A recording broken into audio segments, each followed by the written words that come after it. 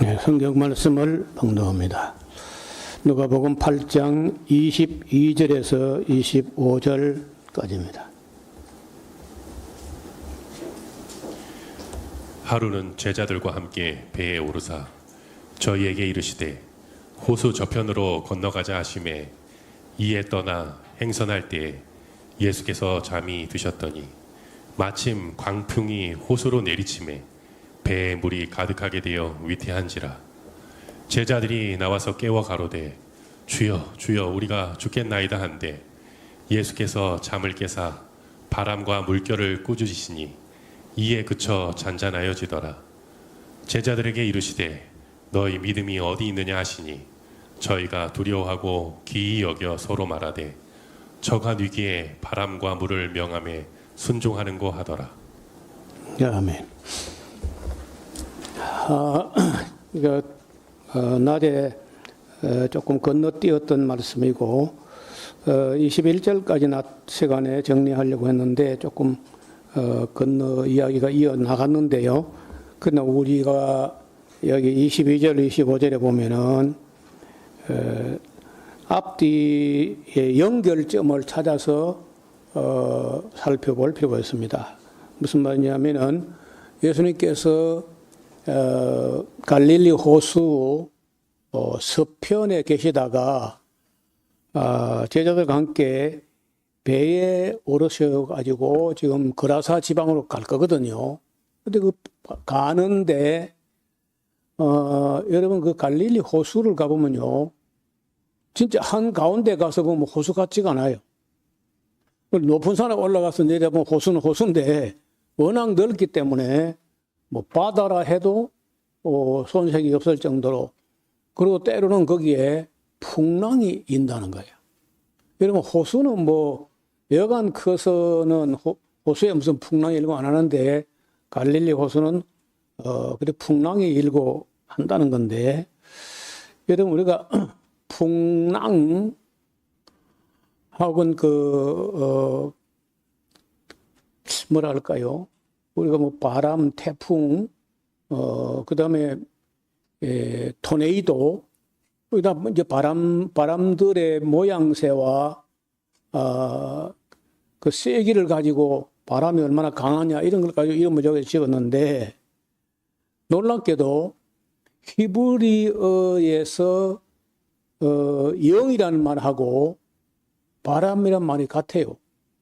루아흐라는데 루아흐 바람도 되고 영도 돼.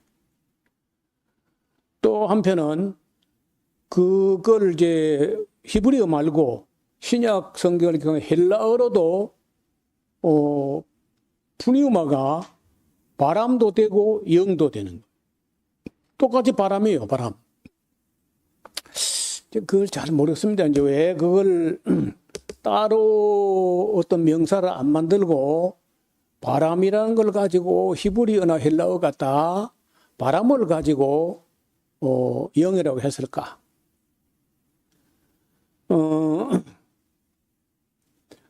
여러분 제가 그 풍속을 정확히는 제가 파악을 못하는데 우리나라 지리산에만 그런지 산청 일대만 그런지 모르는데 2월 음력으로 2월 달에 영둥 할매가 내려온대요. 들어보셨어요? 그 바람이라 바람. 그래가지고 이제 바람이 그 바람 귀신이 내려와서 영둥 할매 바람이 세상을 춥게 하고 막 달달 떨게 하니까 그 2월 연등절이라고 하는 그런 명절에 쑥떡을 해먹고, 그 다음에 이제 부엌에다가 무슨 이상한 그 헝겊이라든지 뭐 대나무 가지에다가 양초불을 켜고 헝겊을 매달아가지고 바람을 올린다고, 제발 바람이 내려와서 애매기지 말고 올라가라 하고 이제 부엌에 물 떠놓고 빌고 하면요 바람이 올라간대요. 믿거나 말거나입니다. 근데 그때도 그 어떤 바람을 한국 사람들도 어떤 신의 유비, 신을 두고 말할 때 그것도 바람이라 그 바람 올린다 그런 게 있었어요. 어릴 때. 오늘 뭐 기억이 분명하죠. 나중에 이제 신학을 하고 나서 보니까 히브리어도 루아흐란 말이 영이기도 하고 바람이기도 하고 헬라어로도 그 바람이 푸니움하고 영도 푸니움이야. 물론 이제 앞에다 홀리라고 하는 그 하기오스라고 하는 말을 붙여가지고 그 성령은 좀 다르게 하는데 일반적으로 영이라는 말이 푸니우마 바람이라는 거예요. 가끔 저는 태풍이란 것도 보면 좀 그 이상한 거예요. 어떤 나라는 이제 그 태풍이 별로 없는 나라도 있는가 하면은 여러분 아시는 대로 태풍이 제일 많이 어디 가는 것 같아요. 내가 뭐 일본 제일 많이 가는 것 같아. 우리 올라오다가 한국 올라가다가 꼬부라가 일본을 싹 가가지고 완전히 그냥 그 일본 열도를 따라서 쭉 가면서 땅으로 거의 뭐 갈아엎어버린 완전히.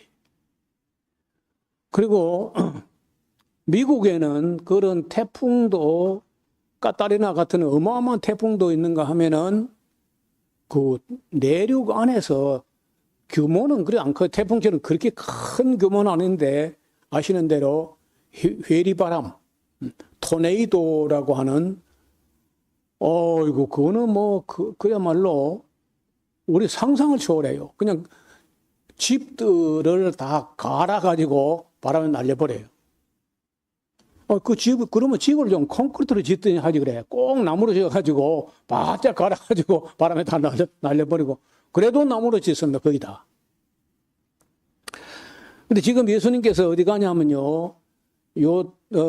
갈릴리 호수 건너편 거라사 지방에 귀신 들려서 무덤 사이에 취하는 그 사람의 군단이라고 레기온이라고 하는 그 군단 귀신을 쫓아내려고 가는 거거든요.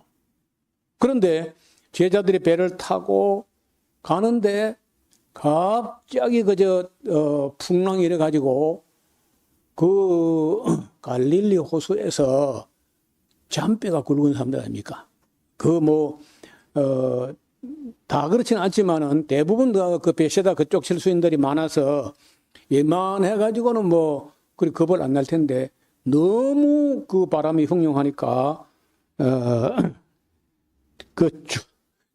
24절 봐요. 제자들이 나와서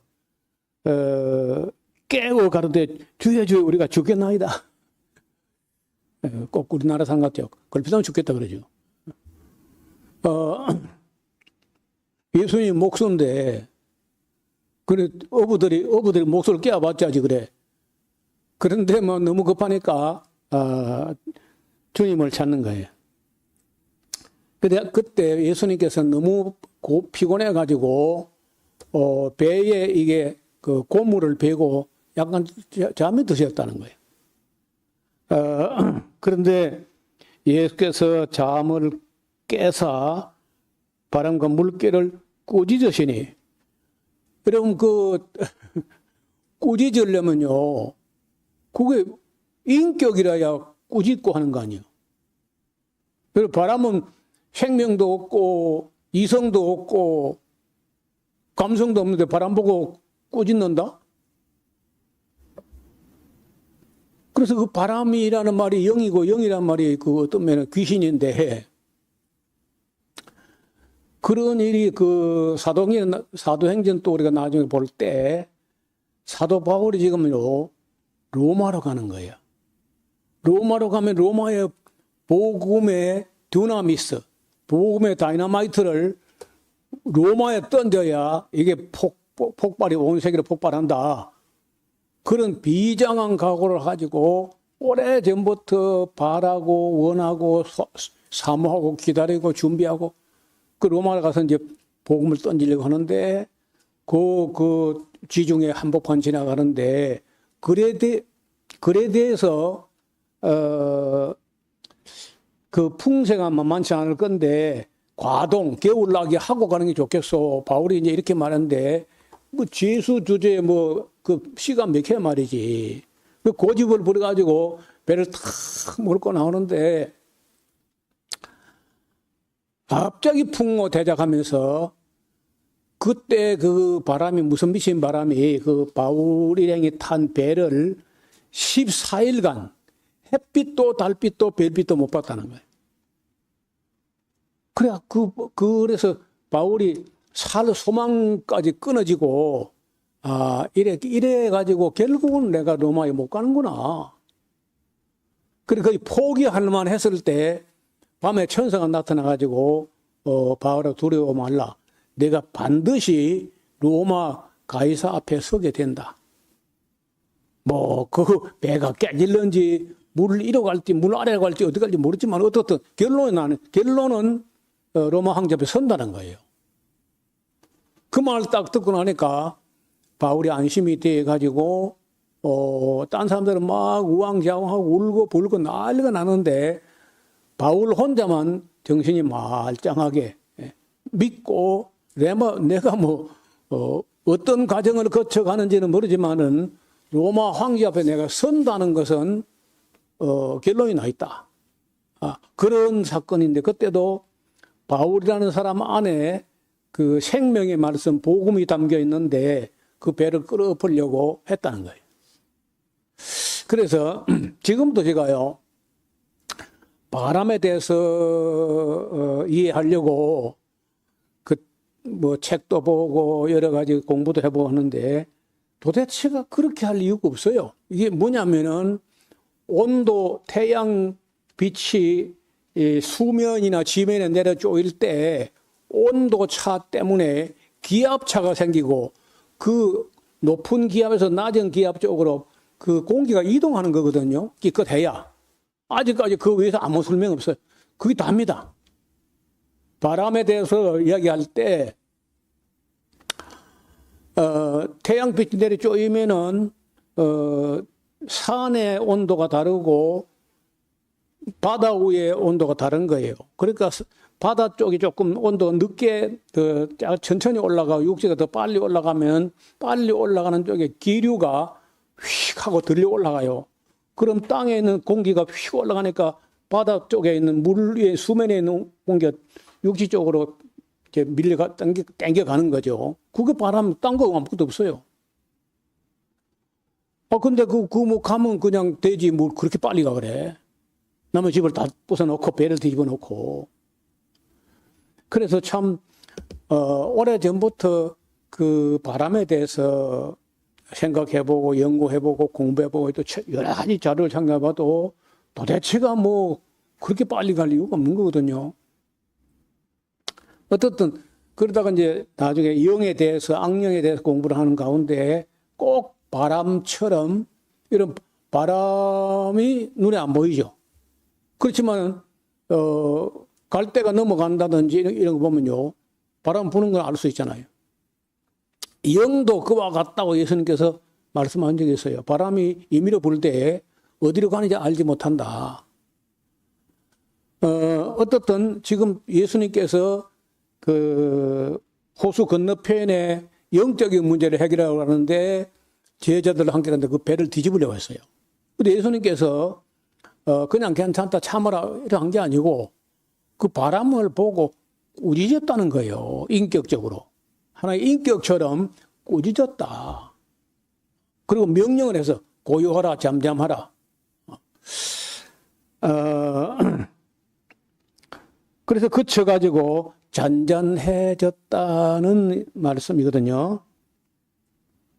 그리고 제자들에게 이르시되 너희 믿음이 어디 있냐 하시니 저희가 두려워하고 또 기이 여겨 서로 말하되 저가 예수라는 분이 누구이기에 바람과 물을 명하는데 순종하는고 했다.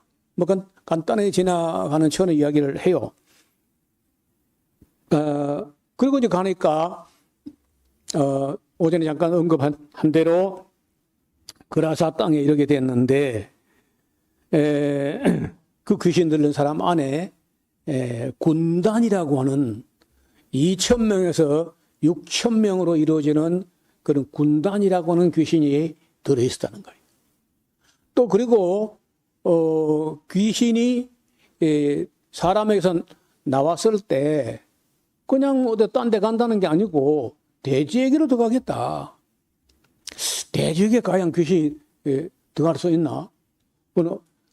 하늘 아래 어떤 책도 대지에게 귀신이 들어갔다 이런 기록은 없어요. 아직 내가 본 데는 없는 거예요.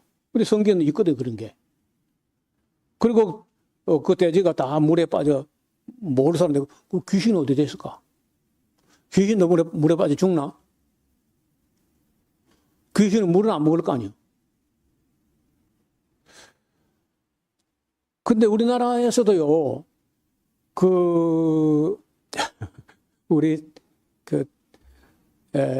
수철로 가는 보면 신촌하고 하여튼 신장로 신촌이랑 그 동네 사이로 흐르는 그 강이 굉장히 깊어요. 그 강에 소가 이 연못하고 다른 게 흐르는 물이 깊이 이 소용돌이라든지 물살을 가지고 파가지고 깊어진 곳을 쏘라 그래, 소. 요 밑에 여기 무슨 펜션이 있는데 그 이름 무슨 소인가 아세요? 대소야, 대소. 커요. 나는 아직 그거 못 들어봤는데 제가 원주 있을 때 한쪽 팔이 없는 교회는 집사인데 팔 하나가 없어요. 근데 한 손만 가지고도 그 대소에 가가지고 고기를 잡았는데 나는 뭐 물고기에 대해서 잘 몰라요. 그 피레미밖에 뭐 아는 게 없는데 고기가 얼마나 크냐? 그 고무다락이 그 뻘건 고무다락 거기에 여기서 여기까지 걸쳐지는 거예요. 그 이름은 뭐니까 눈치래, 눈치. 눈치가 있나요? 근데 그 맛 되게 없더라고. 요리할 줄 몰라 그런지 어쨌든 뭐 그 맛은 없는데 그 대소야, 소. 그런데 거기에 꼭 보면요, 사람들이 그 깊은 쏘가 있으면요, 그 물귀신이 있다는 거예요. 실제로 있다는 게 아니고, 있다고 생각하고, 그리고 또 그 물귀신이 한 해 꼭 몇 사람 잡아가 또. 그 누가 잡혀가냐면 꼭 예수 믿는 사람 잡혀갑니다. 도시교회 청년들 학생들이 와가지고 여름 술에 나온다고 계곡에 갔다가 그 청년이 하나 죽는 거예요. 요 삼장 앞에서도 그 누가 또 삼장 면사무소 조금 밑에 가보면 그 절벽 밑으로 지나가는데 그 깊은 쏘가 있습니다. 거기서 또 죽고 뭐 하여튼 그런 일이 많아요. 그러면 소문은 아주 흉흉하게 납니다. 그리고 계속해서 우리나라 사람들에게도 물귀신 얘기를 하고 실제로 물에 뭐 귀신이 있을까? 문제는 사람이 죽는다는 거예요. 그래서 여기 지금 갈릴리 호수는 뭐 소 정도가 아니죠. 어마어마하게. 그래서 아마도 내 생각에도 거기에 사람들이 들어 죽고 했을 거라. 그 풍랑이 세게 몰아쳐가지고. 그러니까 베드로가 뭐 보나마나 주여 죽겠나이다 그랬잖아요. 그래서 그 돼지 2,000마리에게 들어있던 귀신이 호수 안에 들어갔다는데 그날 이후로 그 귀신들은 그 호수 안에 있을까? 아니면 호수에 가서 물에 빠졌다 혼나고 귀신이 도망갔을까? 그리고 별 생각이 다 들어요. 어떻든 왜 귀신이 그 돼지 안으로 들어가가지고 물에 빠져 죽어서 그것도 이해가 안 돼요. 예수님께서 야, 그 돼지 들어가지 마. 그리고 돼지라는 동물을 유대인들이 먹지는 못하게 했지만은 그래도 돼지를 만든 건 하나님이라고.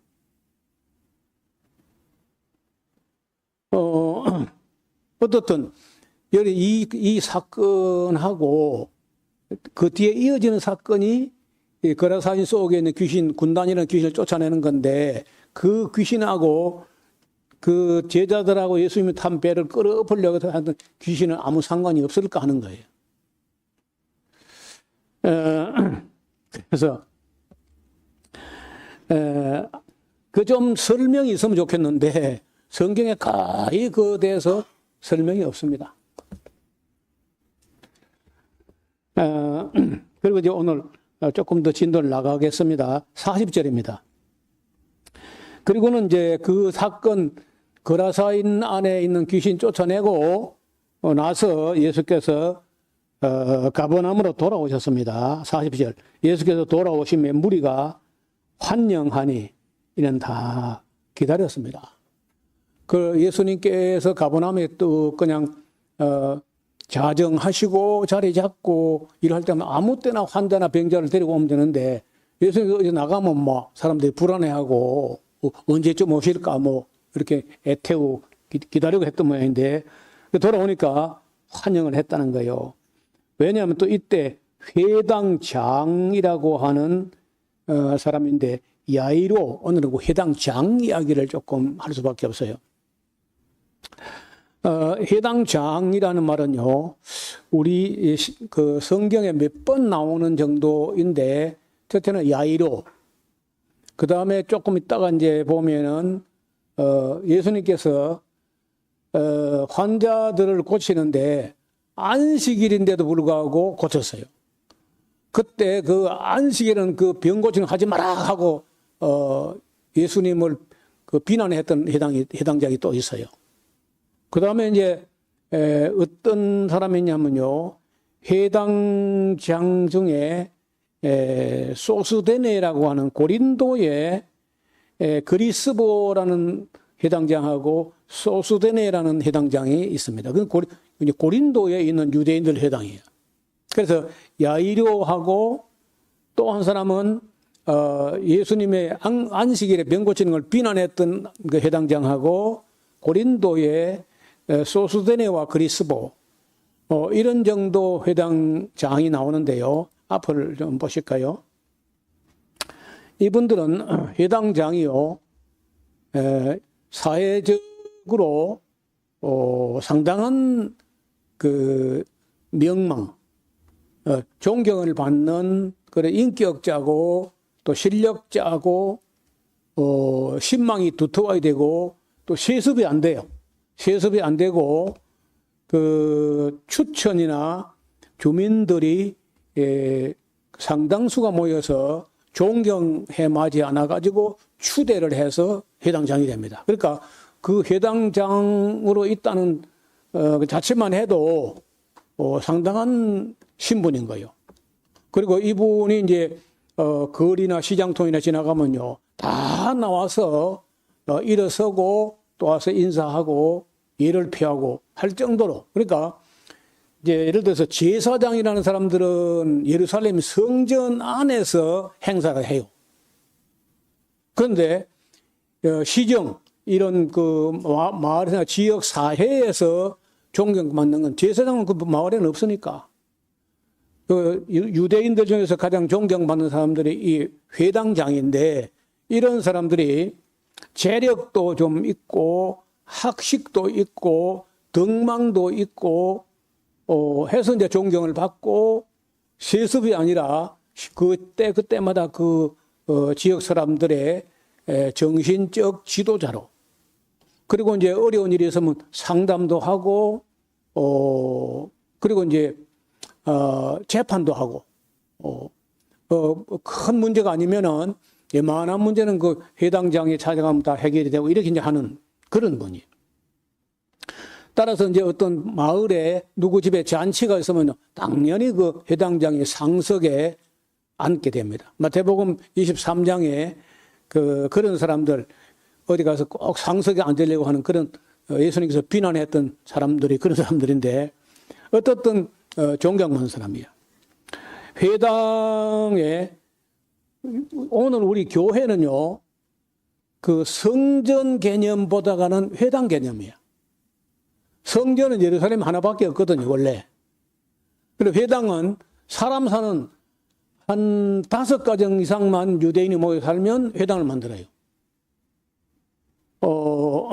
그래서 그 회당은 오늘 우리 같으면 우리 지역에 있는 교회당처럼 그런 개념이. 그리고 또 우리 목사들은 어떤 면에서는요,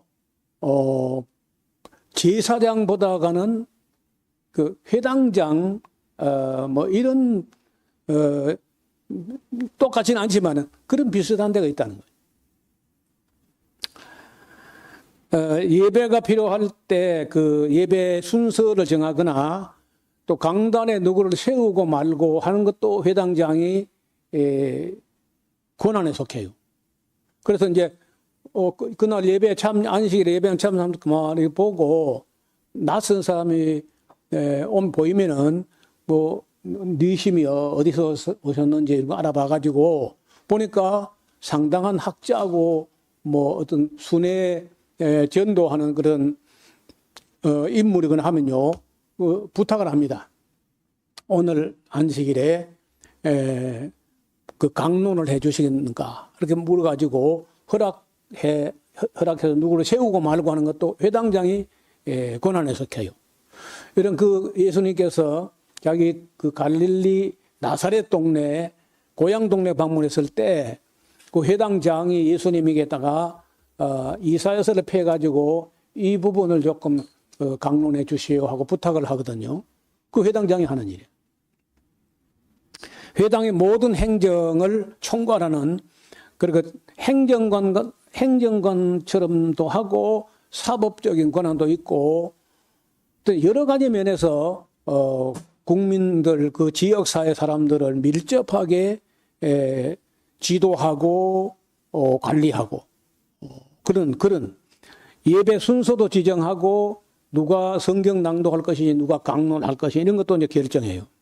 그리고 이제 질서 유지와 어떤 그 지역사회에서 누가 못된 짓 했다 그러면 이제 어떤 또 징벌도 내리기도 하고 이제 이렇게 한다는 거예요. 그런데 이 회당장의 딸이 야이로라고 하는 이 사람인데 외동딸이야. 그 나이가 몇 살쯤 되는지 모르지만 뭐 많지는 않은 것 같아요. 나이가 많아서는 시집 갔을 텐데 어린 외동딸이 뭐 그야말로 눈에 넣어도 아프지 않을 만큼 그렇게 귀여워하고 그것도 뭐 아들이 따로 있는 것도 아니고 딸 하나밖에 없는데 여러분 그 딸이 그냥 죽게 됐어. 그러니까 일반적으로 같으면은 그 무슨 약을 써봐라 뭐 누구 의사를 찾아가 봐라 하는 것도 누가 지도하냐면 회당장이 지도하는 사람인데 자기 딸이 병들었어. 그러니까 얼마나 불안하고 얼마나 두려워하고 얼마나 근심하고 얼마나 애태우고 해가지고 예수님께서 그 거라사 지방에 가서 이제 군단 귀신 문제를 해결하고 왔을 때 이 회당장 야이로가 나와서 예수님께 무릎을 꿇고 애원하고 간구했다는 거예요. 내 딸이 방장 죽게 됐다. 그런 얘기거든요. 그래서 12살 먹었다고 해서 42절에 이는 자기에게 12살 먹은 외딸이 있어 14살만 되면요 결혼합니다. 14살, 15살만 되면 다 결혼하고 남자는 20살쯤 되면 거의 다 결혼하는데 다 곧 결혼할 만큼 예쁜 그런 딸이 죽어갑니다. 무슨 병이었는지는 뭐 설명이 없어요. 예수께서 가시는데 사람들이 막 옹위하고 에어싸고 막 그 회당장 야이로의 딸을 어떻게 치료하는가 보자 하고 막 궁금해하면서 막 따라가고 밀고 마는 그럴 때 12회를 혈루증을 앓는 중에 아무에게도 고침을 받지 못하던 여자가 있어가지고 예수님 뒤로 와서 그 옷가에 손을 대니까 그 혈루증이 즉시 그쳤더라. 저는 처음에 이 혈루증하고 혈우병하고 같은 줄 알고 조금 오해를 했었는데 그 다른 병이랍니다. 혈루증은 성병에 속하는 건데 여인네가 계속 하혈이 있는 그런 거예요. 지혈이 안 되고 계속 피가 자꾸 새 나오는 거예요. 그리고 이제 예수께서 가라사대 내게 손을 댄 자가 누구냐 하시니 다 아니라 할 때 베드로가 그러대 주여 머리가 옹야이 지금 미나이다. 뭐 손을 대는 정도가 아니고 지금 밀고 그런 판국입니다. 예수께서 가라사대 내게 손을 댄 자가 있어 이는 내게서 능력이 나간 줄을 알미라. 이런 예수님의 은혜로 병이 치유가 되면요 예수님께로부터 치유하는 능력이 나가는데 그 나간 걸 예수님이 안다는 거예요. 내게서 능력이 나가가지고 치유한 내가 나간 걸 안다. 여자가 스스로 숨기지 못할 줄 알고 떨며 나와 엎드려 그 손댄 연고와 곧 나은 것을 모든 사람 앞에 고하니 예수께서 이르시되 따라 네 믿음이 너를 구원하여서니 평안히 가라 하시더라. 자, 이 사건 아주 유명한 사건인데 다른 데 보면요 돈을 많이 허비했다는 거예요. 의사를 만나가지고 돈만 많이 썼는데 괴롭힘만 당하고 병은 낫지 않았다.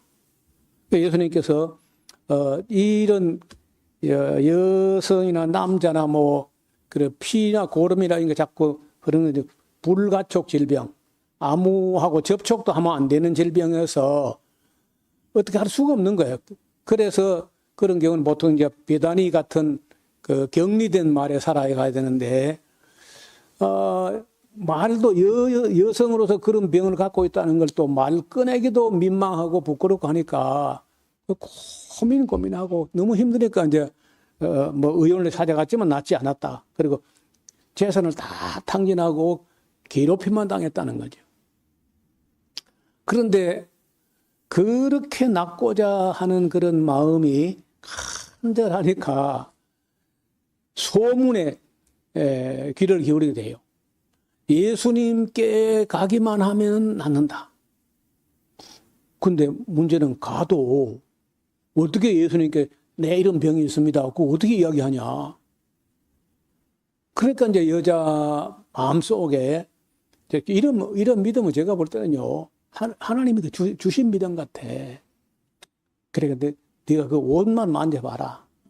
그렇게라도 낫는다는 거예요. 그런 마음이 들어가지고 와서 만졌고 병은 나았다는 거예요. 막 그런 이야기를 하고 있는데 49절 아직 말씀하실 때에 회당장의 집에서 사람이 와서 말하되 아이고 안 됐습니다. 당신의 딸은 이미 죽었습니다. 선생님을 더 괴롭게 안 하는 게 좋겠습니다. 안 오셔도 됩니다. 예수님 안 오셔도 된다는 거예요. 그러니까 그 야이로 그 딸의 아버지는 얼마나 참담했겠습니까? 그 예수님 모시고 가면 이제 나을 줄 알고 희망을 가지고 모시고 관리하는데 소식이 오기를 죽었다는 거야. 더 예수님을 더 괴롭게 하지 말고 이미 죽었습니다. 야이로라는 그 해당장의 마음이 어땠겠어요? 근데 50절에 예수님께서 들으시고 가라사대 두려워 말고 믿기만 하라. 제가 처음 예수 믿었을 때 이 말이 얼마나 충격이 되던지요. 자, 예수님이 아니 정말 하나님이 아니고서야 어떻게 사람이 죽었다는데 지금 아직 목숨은 붙어 있나이다가 아니고 이미 죽었다는데 그 예수님께서 두려워 말고 믿기만 하라. 여러분 제가 잘 안 쓰는 말인데 두려워 말고 믿기만 하라. 그리하면 딸이 구원을 얻으리라 하시고 집에 이르러 베드로와 요한과 야고보와 및 아이의 부모 외에는 함께 들어가기를 허락지 아니하시더라.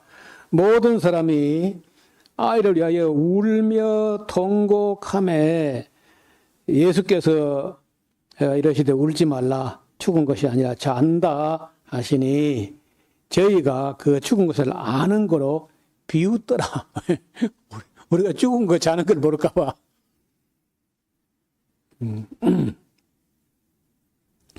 이런 우리나라도 요즘은 잘 안 하는데 옛날에는 보면요, 일가나 친척이나 부모나 누가 돌아가셨다는 소식을 딱 접하면요, 바로 우리 어머니가 한 거 보니까 머리를 이렇게 쪼고를 찌고 있던 머리를 풀어요. 머리를 풀고 마당에 가서 이렇게 뭐 자리를 펴고는 무릎을 꿇고 엎드려 가지고요, 그냥 동네가 떠나가도록 아이고 막 뭐 시간 안 잡았는데 한 10분이나 20분 그렇게 고을해요. 아이고. 근데 이거 제가 히브리인들은 뭐라고 하면서 우는지는 모르겠어요. 근데 거기는요, 글쎄 한번 알아봤으면 좋겠는데, 무슨 소리를 하면서 우는지 모르겠지만은, 울음꾼이라는 동네에 조상난 집에 가서 울어주는, 아주 구슬프게 울어주고 싹스를 받아요. 울음꾼이라고 해가지고 울어주고 일당 받는 사람이 있다니까. 그리고 아주 진지하게 울고 또 귀인들이나 대인들에 들어가시면 30일을 울어요. 우리 보통 뭐 사흘 또 이렇게 하는데 그 사람들은 우리보다 훨씬 더 많이 운다는 거예요. 그래서 이제 지금 벌써 이제 바로 조상이 나면 바로 울어야 되니까 다들 아마 곧 오늘 내일 한다 하면요, 이미 다 울음꾼 딴 데 불려가면 안 되니까 예약을 이미 해놔야 돼요. 그래가지고 이제 죽었다고 딱 소리나면 바로 불러가지고 들어가서 울기 시작해야 되거든요. 그러니까 이 사람들은요, 신나게 우는데 신나게 구슬프게 우는데, 본격적으로 우는데 예수님께서 김 팍 빼게 죽은 게 아니라 잔다 그랬어요. 그래서 사람들이 예수님 말씀 비웃었다는 거예요. 우리가 죽은 거 자는 거 모를까 봐. 예수께서 아이의 손을 잡고 불러가라되 아이야, 일어나라. 마가복음에 보니까 예수님께서 이때 달리다 쿰 했다는 거예요. 달리다 하는 말이 히브리어가 아니고 위쪽에 아람 나라, 시리아 나라의 사투리야, 사투리. 그쪽 지방에서 달리다, 소녀야, 쿰, 일어나라. 우리는 쿰 하면 넘어지는 소리죠. 근데 그 사람들은 쿰이 일어나라.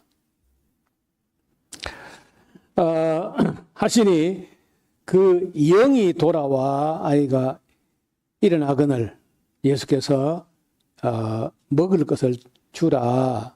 아마도 아이가 심하게 죽을 정도로 힘들고 괴롭고 할 때는 아무것도 못 먹겠죠. 아무것도 못 먹은 채 오래 굶은 채로 그렇게 있다가 죽으면서 깨어나니까 바로 예수님께서 먹을 것을 주라는 하신데, 그 부모가 놀라는지라 예수께서 경계하사 이 일을 아무에게도 말하지 말라 하시니라. 아무도 말하지 말라면 더 말해, 그렇죠? 그러니까 이까지 전달된 거 아니야. 이렇게 해서 야이로의 딸이 죽은 지 얼마 되진 않은 것 같습니다. 한 10분, 20분, 아니면 길에 한 30분 그 정도 같은데 어떻든 죽었다가 살아난 거예요. 자, 이렇게 하면서 이제 예수님 소문은 불과 3년 정도 되지만은 엄청나게 빠르게 이스라엘 나라 전체, 그러니까 유다의 사마리아 갈릴리까지 전체 다 퍼지고 국경을 넘어서 레바논 남부 두로와 시돈 지방, 요단 동편 거라사 지방 이런 데까지 예수님 소문이요 막 퍼져. 여러분 지금처럼 신문, 방송, 인터넷 이런 것도 아니고 전부 입에서 귀로, 귀에서 입으로 이렇게 이제 전달되는 건데도 순식간에 퍼졌다는 거예요. 요즘 조금 이제 뜸해졌는데, 우리나라에서도 이제 병 고치는 은사가 있다 해가지고, 우리나라에서 현신의 권사라고 대구에 있는 어떤 권사님인데, 그런 뭐 병을 고친다 해가지고 사람들이 막 미어 터지게 찾아오기도 하고. 또,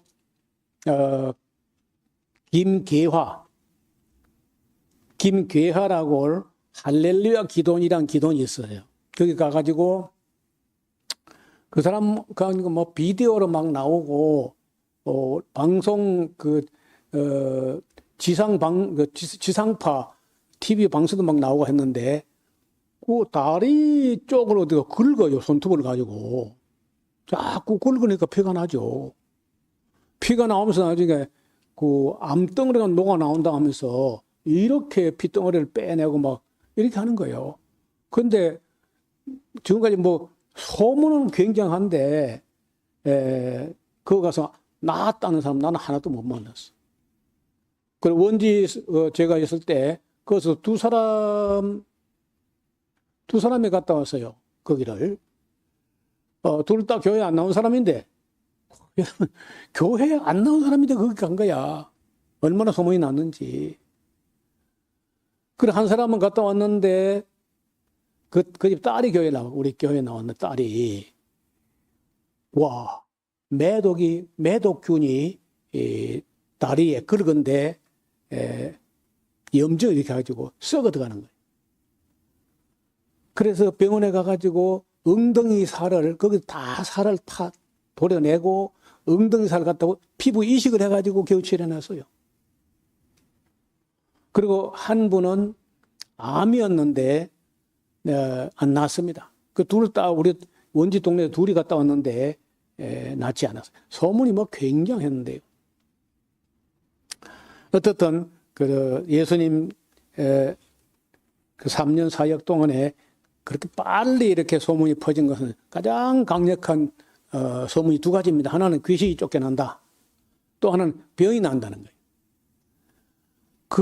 그 외에 뭐 예수님께서 굉장한 고도의 윤리, 도덕을 가르쳤다. 이런 이야기는 별로 안 들리고 다 소문이 병 고침 받고 귀신이 나간다. 이것 때문에 아마도 빠른 시간 내에 팔레스타인 전체에 복음이 퍼져 나갔던 것 같습니다. 자, 여기까지가 이제 그 누가복음의 1단계. 1부고요. 2부가 어디냐면 이제 9장부터인데 그때부터는요. 이제는 예수님만 하는 게 아닙니다. 예수님 혼자만 하는 게 아니고 자, 내가 하는 것 다 봤지. 그래, 너희도 가서 해봐. 하면서 그 제자들을 내보내는 장면인데 9장을 읽어오시면은 수요일에 9장부터 나누도록 하겠습니다. 기도드리겠습니다. 하나님 아버지, 영적인 세계에서 일어나는 일들에 대해서 아직도 우리가 아는 것은 매우 미흡합니다. 바람이라고 된 말이 영이기도 하고 또 그 눈에 보이지 않는 것이라든지 바람에 갈대가 움직이는 것처럼 눈에 보이지 않지만은 영들이 어떻게 움직이는지를 예수님을 통해서 처음으로 이 세상에 소개된 것 같습니다. 그러나 아직도 영적인 실체에 대해서 우리가 아는 것은 너무 일천하고 너무 경험도 부족합니다. 우리들 하여금 영적인 세계에 대한 각성을 가지고 모든 것을 눈에 보이는 육체에 따라만 보지 않고 이 영의 세계를 깊이 이해할 수 있는 우리 모두가 되게 하옵소서. 또 우리 예수 그리스도의 이름으로 귀신들이 다 물러가고 그리고 병들이 낫는 정말 하나님의 능력으로 말미암아서 의학이 손댈 수 없는 병들도 주님께서는 많이 고쳐내셨습니다. 오늘날은 이런 신앙을 다 잃어버렸고 우리는 당연히 그저 약이나 병원만 의지하고 하나님께 의지하는 믿음은 점점 더 약해져 가고 있는 것 같습니다. 원컨대 저희들로 하여금 우리의 심령을 강하게 하사 질병이나 이런 영의 세계도 넉넉히 이겨나가는 우리 모두가 되게 하여 주옵소서. 예수님 이름으로 기도하옵나이다. 아멘.